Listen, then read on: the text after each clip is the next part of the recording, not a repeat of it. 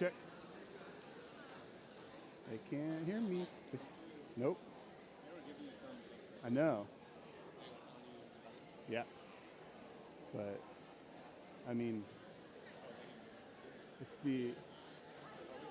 You can hear me? Oh. I can't hear myself, but that's okay. All right. I am going to open us in some prayer before we get started. Let's pray. Lord, I thank you for this opportunity to interact with a story that has changed so many lives. Lord, I pray that you move in this space, that you move in the hearts of these students and staff. Just be with us now. We need you. We love you. Amen. All right. So today, I have the opportunity to interview some friends of mine that I'm going to allow them to introduce themselves. So who are you guys? What's your work, passion, and kind of family dynamic? We'll start with you, B. My name is Bakanzi Moise. I work at Mission One. It's a nonprofit that works with people in the Middle East, Asia, and Africa. And what we pretty much do is we come alongside them to help them take steps forward, whatever that looks like, and also to help them share the gospel where there's no gospel. And how we do that is we come alongside them towards helping them move towards being self-sustained so they don't have to depend on other people. But we also help them plant churches. We do training. And family dynamic, I am one of 10 kids. And I am married, and I have 3 boys. Lyman's almost 5. Alik is 3, and Damon is 1. So, yeah. 10 kids for you too, eventually? No, Okay. not 10 kids. Stop soon. Yeah. My name's Clint. It's so good to be with you guys. I get to pastor a church in Central Phoenix. It's kind of an urban church. We meet at a place there called Hope Women's Center. So they serve at-risk women in Central Phoenix, so we partner with them in that work. And then I also get to teach. I'm an adjunct faculty member at Grand Canyon University. Some of you may have heard of Grand Canyon, this distant land full of purple in Phoenix, Arizona. I get to teach there part-time. And then I also, you guys will get to hear in a sec, I'm an author, and Bakanzi and I have been working on a book project that we're excited to share with you guys all about, and grateful to be here to share a bit about that story. I am married. My wife Emily and I have been married for 9 years.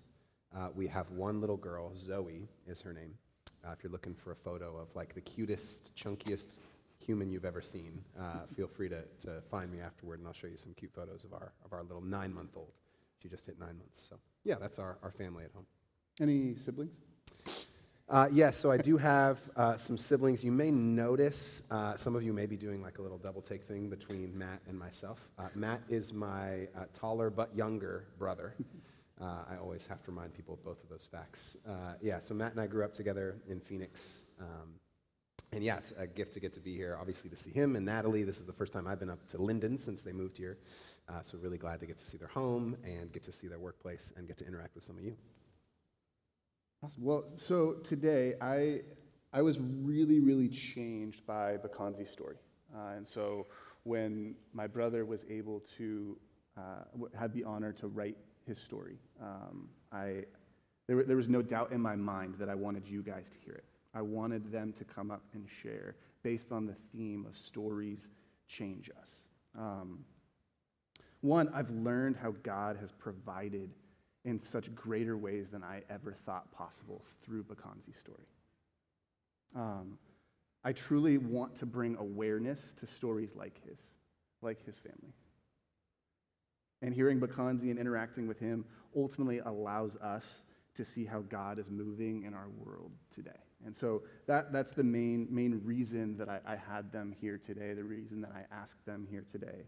And so a little bit of context. My brother, he wrote a book about Bakanzi's life. It deals with the conflict in the DR Congo, now known as the Second Congo War. And we'll start with you, B, explaining give a little bit of context overview of what that conflict was, and then how your family was kind of involved or intersected with that conflict. Could you kind of walk us through that? Yeah. I mean, I feel like a lot of you guys are so young, they probably don't know, but pretty much this took place in the DRC, like you said, but it started really with the first genocide that took place in Rwanda. And I'm pretty sure a lot of you guys don't remember because you guys are so young. But after that, the military people that caused all that issue went to Congo, and then from the other countries trying to go in there and get them ended up trickling down to Congo, and all this stuff started. But yeah, so my family happened to be, I'm from Congo, so we were there. And when this took place, it was like 1998, I believe, and I was about 7 years old. And I pretty much remember one night, my family was very well off. Money was not an issue. All that stuff was, as a 7-year-old, I really didn't worry about much just because we had everything we needed. But one night, military people pretty much broke into our house and said, you guys are pretty much from the other tribe. So the fighting was happening between two tribes, the Hutu tribe and the Tutsi tribe. So most places besides America, there's a lot of tribes. You can go to a place like Kenya, and there might be hundreds of tribes, that are represented. So these two tribes, one was pretty much trying to wipe the other one out. And we happened to be from the tribe that was being wiped out by the government. And one night, my family got taken. We had just finished praying. I am a Christian. I'm born and raised. So one night we would pray. We would always pray together. That's how we would end our day. My mom thought it was the best way to end your day. Ask each other for forgiveness. Ask your siblings for forgiveness for what you might have done. So one night after we were done praying and we said amen, the military broke into our house and pretty much said, get in the truck, and then they made 4 other stops to pick 4 other family.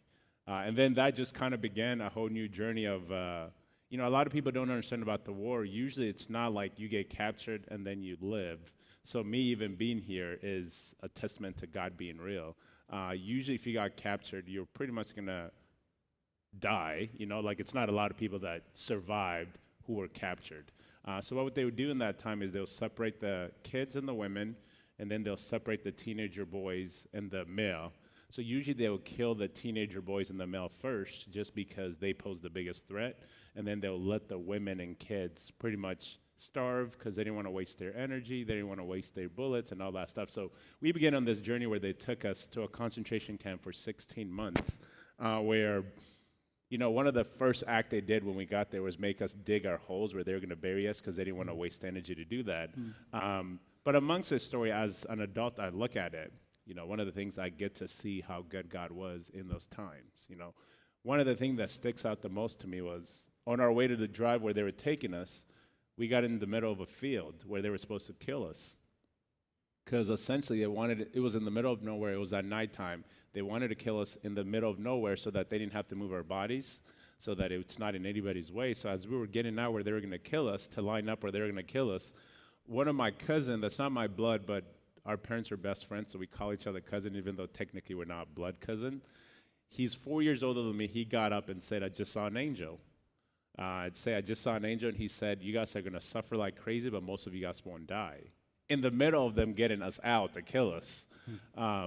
So that was one that made me angry, that he believed that there was a God, because at the time I just kind of stopped believing that God was real, because in my head as a kid, I was like, if God is real, why would he be letting his people suffer? But yeah, in that 16 months, we now got to see how good God was, how he was protecting us. Even in that midst, my cousin saying that was almost God giving us a sign that we were going to suffer, but a lot of us were going to survive. Even though we didn't feel it in the moment, he was protecting us and kind of letting us know. So we were in there for 16 months, and pretty much the same people that were trying to kill us ended up helping us go to our refugee camp in Cameroon for months, and then from then on my family went to Arizona, so they pretty much one day we got a piece of paper that said Arizona. Even how we got to go to Arizona was a long story in itself, but yeah, and then I've been in Arizona ever since. Thank you so much for kind of giving the overall of how your family, and I do want to ask you some more specifics on where did you see God? I know you shared the story with your cousin, but what are some other moments that you saw God amidst the tragedy that you were experiencing? Yeah, there's a lot of moments I saw God, but some moments so when we went there, my mom didn't know she was pregnant. So my mom ended up finding out she's pregnant, and then when she gave birth, she ended up having twins in the midst of all that's happening with no food where they're trying to kill us. So that itself, my two youngest brother are healthy now, living their best life. So like even seeing, now that I have my own kids, just the process of having a kid is a lot, requires a lot of care. So for my mom gave birth we were probably sleeping right here, and then my mom probably gave birth to where like the front row is, and we didn't hear my mom give birth. I know Clint understand because your wife's had a baby, but for those people that kind of understand, that's like crazy to think of that we didn't hear her. In our culture, shame is a big deal. So watching your mom give birth would have brought the most shame to my mom, and all of us. So like for God to even protect us in that small way of like, I don't know how we were even able to sleep, because like you really couldn't sleep because there's people trying to kill you that are coming in and out all the time. So my mom gave birth literally like not too far away from us, and we didn't hear. And then the next morning we got up and we had two younger siblings. So that's one of the moment that like God protect us. But also another moment, once my mom gave birth, my mom named my two youngest siblings after the two main commanders in that camp, because we were in the middle of like a military base. The two commanders that were trying to kill us, that wanted us dead, my mom named my two youngest siblings after them. In our culture, names are like the most important things in our life, basically. That's like better than someone giving you $1 billion in our culture. So when my mom did that, somehow the word got back to the wives of those people. And, the husbands were like terrible human beings, but the wife heard that and they came and brought my mom medicine, brought my mom a pot where she can make something for, so they ended up like, because they felt so touched by this woman that they're trying to kill, that she would name her kids after them. Like they felt so touched, they came and ended up helping. So like there's so many stories of how God was using the same people trying to kill us to actually save us. That but those are just a few of them. Thank you. Thank you. I do want to circle back to another specific question, but I want to get Clint some time. So Clint, how are you intersected with Bakanzi's story? Tell us how you came to write his story and be involved in his life. Yeah, well, Matt, I grew up in a home where folks who were kind of seen as outsiders, especially in Arizona, there was a lot of language around certain categories of folks attempting to come into the U.S. And usually those folks were all categorized with one single word, and often categorized alongside that with one single picture. It would be what I would call, in the theme with your guys' chapels, a single story. And we always want to be wary of a single story. The idea that we can categorize an entire group of people on one single story is a dangerous notion. And I was given a single story for what the experience was of people coming into our country, and particularly in Arizona, since it was a hot-button issue. And then when I was a freshman in college, I met Bakanzi. And I got to hear Bakanzi's story in great detail. He's given you some of the details, but there's so many more. And it was like my jaw would drop to the floor with every new detail. And this was a story that I had not been handed. And so suddenly I had to look at the single story I was handed and say, how does this factor in? How does this change how I see the world, how I see other people, how I see people different than me, how I see people from around the world? And so it sent me on this long journey. I would call that kind of almost a second conversion moment for me. Some of you may have moments in your life where you can think back and say, this new information, this new experience, it changed things for me. This was one of those moments. And it actually sent me through the scriptures, especially because that was part of what I was studying at the time. And what I found is that over and over and over again, God articulates in his word the importance of care for the outsider, particularly a word, in Hebrew the word is jur, but in English we translate it to sojourner. Somebody who is wandering in our nation, fleeing persecution or oppression from another nation. In fact, there's a rabbi that I was reading this last week who talked about in the Old Testament, there are three primary love commands that are repeated over and over. You may know two of them. Love God with all your heart, soul, strength, and mind. Love your neighbor as yourself. That's the second one. But then this rabbi mentioned over and over, the most repeated third command is love the widow, the orphan, and the sojourner. Love those who are most vulnerable. Love those who are most marginalized in your communities, because those people have no one to defend themselves. Those people come from immense trauma and suffering, and God's heart is for them. And what we find is that when Israel fails to do that in the Old Testament, God doesn't like it very much. And he sends them prophets to remind them to return to loving the widow, the orphan, and the sojourner. So suddenly, I'm looking at this scriptural story. I see Jesus constantly reaching out to outsiders, loving the vulnerable. We think of the Samaritan woman at the well or the woman caught in adultery. Over and over and over again, he pushes the boundaries of what people said was fit as far as loving others would look like. And so then, for me, I'm like, well, how do I do that? How do I use my time, my gifts, my energy to represent the stories of these folks, to serve the folks that God and Jesus have called me to serve? And as I was on that journey, Bakanzi approached me and said, hey, I've read a couple of your pieces. We've built a good friendship over the last few years. Would you be interested in writing a book about my story? And my initial response was like, look, man, I'm a white guy from Phoenix. Like, I don't know that I am the one to write about the Congo, a place I've never been. And Bakanzi said some of the most honoring words to me. Bakanzi said, I trust you to write it. I don't want anyone else to write it. I'm not going to approach anyone else to write it. And so hearing that, I was like, well, this story is worth telling. And so that sent us on a journey to define, well, what do we want this project to accomplish? What are we hoping this book would, or the people were hoping this book would reach? And after defining some of that, we did a lot of research, a lot of interviewing. And the book that was produced, I've got copies of it if you're interested in seeing it or getting a copy. Cockroaches, God, Death, and Mangoes is the name of the book. Hopefully that sparks some interest for you. You want to know how those words connect. It got picked up by a publisher in 24 and came out this last fall. And so now we're getting to share this project and get Bakanzi's story out there to the world. So yeah, that's kind of my intersection with Bakanzi and with the story and my own spiritual journey and emotional journey along the way. Yeah, thanks.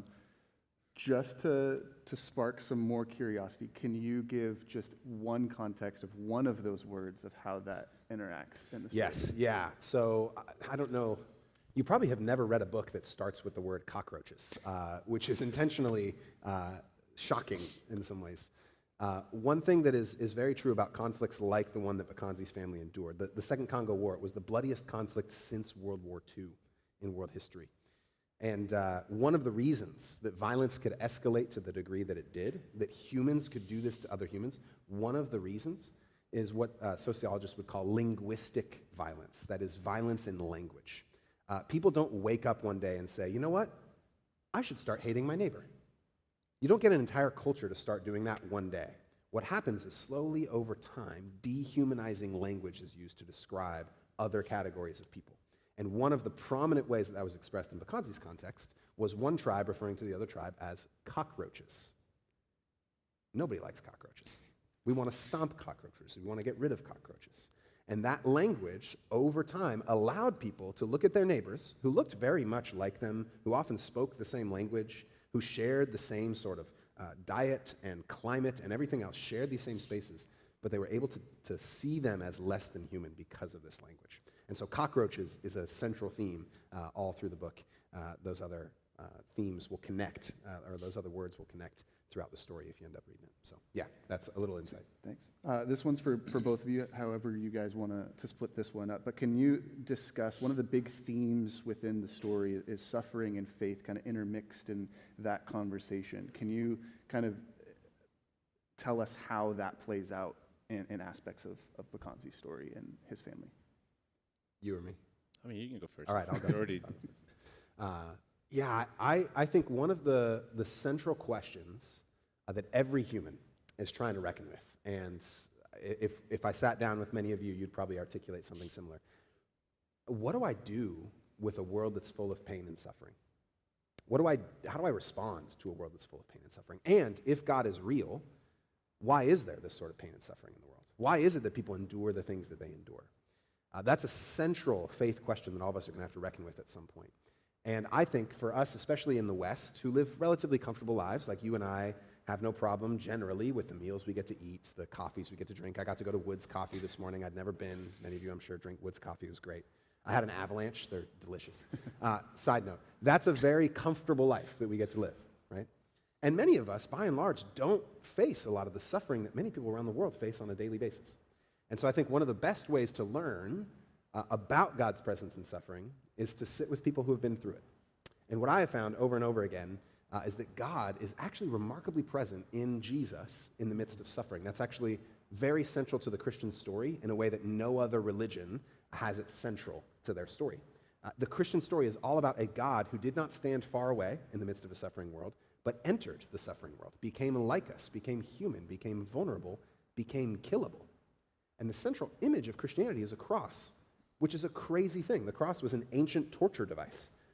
That would be like us 2,000 years from now looking back at an electric chair and seeing that as a religious symbol for us. It's a remarkable thing that the central image of Christianity is that God has entered into suffering and that he has risen on the other side of it in order to redeem and restore what has been broken. That God has moved towards us in grace, that God has come into our world and into our pain and suffering in order to redeem it.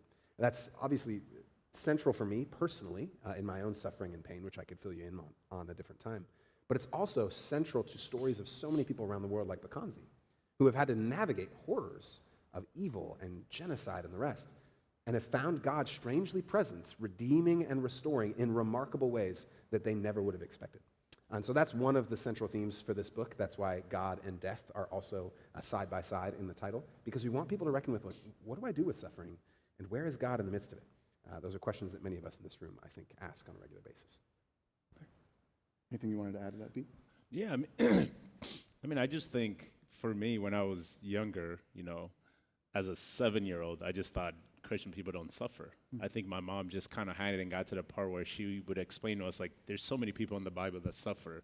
Like if you read the Bible, so many of the people that God was using to share the gospel all suffered. So I guess I'm always thinking, why am I any different, if they get to suffer, and they were like the closest thing to Jesus, and some of them are his friends, some of them actually knew him, like, why wouldn't I get to suffer? I think the challenge that we do have now, though, is a lot of people suffer and believe this is my issue. It's my own problem, that's all that matters. The reason we don't heal faster or, take steps in the right direction is because we do it individually. Like if we could find a way where I'm suffering and I get an opportunity to share Clint in it, because then now it's allowing Clint to speak into hey, that's actually not true. What you're telling yourself is not true. God loves you. You do have a friend and all that stuff. I think we tend to end up causing even more suffering because we don't get an opportunity to share our stories of saying, like, hey, maybe, like my best friend growing up since 5th grade is a white kid that grew up with 2 parents that always had everything, and he thought my story is not significant because your story is so much better. And I'm like, no, my story is not any better. It's just different. Mm-hmm. You living in a crazy world, your 2 parents staying together, God providing for you guys your entire life. That's just as amazing. So when you share those stories, then you get to connect in a different way. So now when he's suffering, he gets to invite me in because we feel closer. But when we start thinking, no, my story is this and my story is that, then we end up actually not connecting. So I think, not that we can avoid suffering, because suffering is just, we live in a broken world, so suffering will always be there, but actually having people that you allow in the suffering will actually help in the long run. That's the thing I've learned to and I had a hard time telling my story also, where I was like, I don't want everyone to feel bad for me. I don't want any of that. But I've actually learned the more I've shared my story, the more it's opened up and allowed other people to share their story, which has actually connected us more. Like Clint and I would probably, who knows how close we would have been if I would have never gotten a chance to share my story with him. But now he's like one of my closest friends because I shared my story. Now he shared his story. Now we're kind of doing life together. Yeah. So, yeah. Yeah, so cool. One thing I want to touch on is towards the end of the book, I think it's the last chapter of the book, is when you guys finally arrive in the U.S., right, after all of the conflict. And you meet some Christians. You might not have known they were Christians at the time. But what role did Christians play in your life in healing once you guys got to the States? It's the thing is, when we met them, I didn't know they were Christians. So I think even just thinking of just good human beings, even if you take the Christian aspect of it out, 2 of the people in my life that made the biggest impact in my entire family's life is my best friend who I just shared. His name is Kyle, and then brother Tony and Mamadi, who is this couple that we met. Part of, as those that have read the book, life was so hard there. But when we first got to America, I shared with Clint, that was even harder than me being in the camp because the thing that happened when we were in the camp, we were so sure we were going to die that we made peace with dying. Dying was actually easier for us because we were like, hey, it's going to happen. We kind of had made peace with that. So when God did save us and we got here, we kind of didn't know how to live. We felt out of place because our own people wanted to kill us. We also felt out of place. We didn't speak one word in English. We didn't know how to go to the grocery store. We didn't have any friends and all that stuff. But as soon as, when this couple came into our life, they just taught us, like, the world was better because we were in it. And we didn't understand why the world would be better because we were in it. They also just made us feel like we mattered. And they didn't do anything. They were just a part of our life. They would come to our little apartment that we had with a bunch of kids, and they would sit and have meals with us. They would take us to the park, and we would do a barbecue and play soccer. So that really just kind of shifted our entire life of like, man, they like see us. We kind of felt invisible when we came here because, you know, I was a tall kid, very skinny. You can see bones, so I didn't fit in with any of my classmates and stuff like that. So like that couple pretty much probably changed the direction I went in life. You know, I think if they never came into our life, of course Jesus is very powerful, so he could have done anything, but I assume as a little kid who had gone through all that suffering, I could have ended up going in the wrong direction. As I saw some of the other people that got saved with us, they went in the wrong direction because they didn't have this people to just tell them that they matter, to create a space where they can cry, you know. A lot of people think when you go through trauma with a group of people, you guys can sit and talk about it and heal together. Actually, you share less with the people you go in trauma with because you don't want to relive the trauma. You don't want to trigger someone or any of that stuff. So that couple changed my entire life. And then my best friend that I met in 5th grade changed my entire life in a way that I never imagined. He was this little kid, and we barely can communicate because at that time, I didn't really speak English well, but like he just wanted to be a part of my life. He would invite me to do the most simplest thing, like, hey, let's go ride our bike. He lived like right behind our house, so he would come over sometimes, and we really couldn't really talk much because we didn't speak the same language. Sometimes we'd just lay in our driveway and just lay there for like literally 2 hours and be like, all right, well, it's dark. I got to go home, you know, like he's got to go home. But he changed my life because when we got to America, I also didn't know how to be a kid because as a 7 and 8-year-old, I had to like learn how to provide for myself. I had to learn how to survive myself because I didn't want to be a burden on my family. So he just kind of reminded me to do like the simplest kids thing, like going to ride a bike, you know, like having someone to sit with at lunch, having someone that just sees me, you know, like those simplest things literally like just changed my entire life and like just changed who I am today as a human because they were like, because him as a kid taught me how to like, how do I do this to other kids? You know, like how do I be a part of like, I don't know, someone who's either suffering or someone that looks different than me. So because he took interest in me, he just provided this, you know, opportunity for me to just, I don't know, live life differently and be like, okay, I know kids ride bikes, you know, kids don't have to worry about like, how am I gonna find my meal? Like and we had already survived, so it's not like that was something I had to worry about, I just didn't know how to. So, I mean, I think one of the things whenever I am talking to younger people, I always encourage them is like, you don't know the impact you'll make in someone's life. You might never even know ever, you know. I've gotten the opportunity to sit down with my best friend and tell him, and he just laughs. He's like, you're so dumb because like I never even like, I just thought you were a fun kid, you know, and like you like playing basketball, I like playing basketball, you like riding bikes. He never thought he was doing anything special. But that could have possibly changed my entire life and saved my life. So I would encourage the young kids, like, I don't know, if you see someone sitting by themselves, get to know them. Yeah. You know, because I realized that when I was in high school, one of the things that I don't even know if I'm answering your question anymore, but when I got to high school, one of the things that I did was if I ever saw a kid sitting at lunch by themselves, I would go find out why.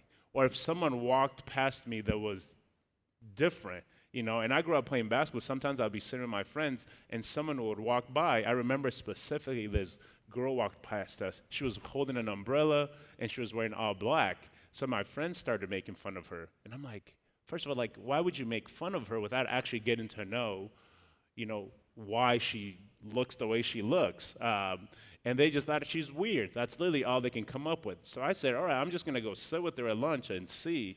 And I went and sat with her at lunch because she was sitting by herself. And I was like, hey, what? Like, I got to know her. She was the sweetest human ever. The reason she wore all black and carried an umbrella, she was allergic to the sun. And if you guys have ever been to Arizona, we get a lot of sun, so she really had to cover up and carry an umbrella. For those of you that are in Linden, the sun is that big bright thing in the sky. It's hot. You don't see it much, I know. Yeah, but that just told me, like, we don't know what people are going through. Like, you sitting there and, like, that just gave her a friend. So I would just encourage young people, you don't know what people are going through. Also, you don't know how God could use you to change their entire life. So when you see someone that looks different than you, instead of making fun of them or instead of, like, being like, oh, they're weird or like, oh, I don't want to be a part of that, like, actually just ask them. And then if you end up finding out they're weird, then you can distance yourself. That's also allowed. Like, if you're like, okay, that's not my cup of tea, because I also don't want to sit here and be like, you have to be friends with everybody. Yeah, that's not. yeah. But, like, if you meet someone and you're like, yeah, I don't want to be friends with them, like, you can do that as well. But I just think before you judge someone, Yeah. like, get to Understand know who they them. are. So- yeah, because then if you know them and don't like them, that's okay too. So, but I think for me, that was the biggest thing my friend did for me. Because before him, everyone looked at me and saw an issue. They thought I was weird. Because I did look weird to them. I couldn't talk to them. I couldn't even do anything. So I looked different, and they saw different as a negative thing, not a good thing. Yeah. So I think that's the one thing I would encourage, since we're speaking to Yeah. a lot of No, young that's people, great. is like, man, like, Thank you. just get to know people. Yeah, so good. Well, the last couple minutes here, why a book and why now? Either one of you guys can answer this one. Why write a book and why at this point in Bakanzi's life? Let me answer it first, and then you can finish. I think for me, this book, when we originally started, before I met Clint, there was a few people that knew my story, and they're like, hey, you have to write it to see how, like, people need to get to know you more. Some of my closest friends didn't even know I was a refugee until this book came out. So that's how, like, secretive I was about, not even intentionally, God had done so much good in my life that I was like, I don't want people to feel bad for me. Like, I feel like I've actually been more blessed than most people in life. But the reason, when I met Clint and knew that he wrote, the reason I approached Clint, first of all, is because I trusted him. Yeah. And I loved him as a human, and I knew. And what we didn't want to do is tell the book in a way that, I don't know, makes our story so much than what it was, So, but originally why we wanted to write is God had been good to me, and I knew I wanted a family. So I was just thinking, when I'm 80 years old, I want to be able to tell my grandkids, look how good God has been to your family. So it started off as just us wanting to put my story on a piece of paper so that if I forget, like, I still had that.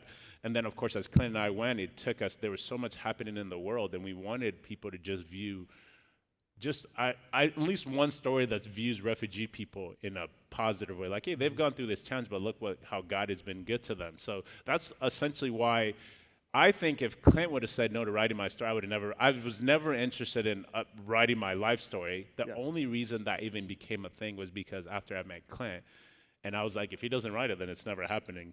He was the only one I wanted. So from then, when Clint accepted it, then we kind of went on a different journey of getting to do that. But it was mostly because, we just think telling people's story, and I never thought it would be my story being told, but I think you get more impact for someone's story than you will, I think, in any other way. Because when you get to, like, hear someone's story, you get to see them as a human. You get to see them as another person instead of, like, an obstacle. So I think that ended up causing us to, like, make this into a book and stuff. But Clint, you probably have other things that you probably were feeling in that time, so. Yeah, no, I think that's a good kind of segue into what sparked the book. For me, writing and storytelling has always been a part of who I am. When I was in elementary school, I used to write little flip books, and I'd sell them to my classmates. So I was, like, entrepreneurial. I had this business. My teachers shut down my industry eventually, but I still figured out ways to tell stories. That's always been part of who I am. And so the book was born out of that wiring and gifting in me, but also born out of the recognition that presently in our world, there are crises happening all around the globe that we actually, both as Christians and as people who live in a relatively wealthy culture, have I would say, a responsibility to respond to. Just a quick note on refugee history here in the U.S. Many of our refugee policies that involve accepting refugees into the U.S. from war-torn nations and oppressive nations, it actually started after World War II, because what the U.S. realized is that we didn't do enough to help victims of the Holocaust. In your history classes, I'm sure you've learned about the horrors and evils of World War II and the Holocaust. And what the U.S. realized is we need policies to help vulnerable nations. And Christians have always been very central in that work. So big relief agencies like World Relief or the Catholic Relief Agency. Those are large relief agencies that spend millions of dollars, billions of dollars around the world helping refugees abroad and bringing them here. And much of that funding in the last few years has been cut.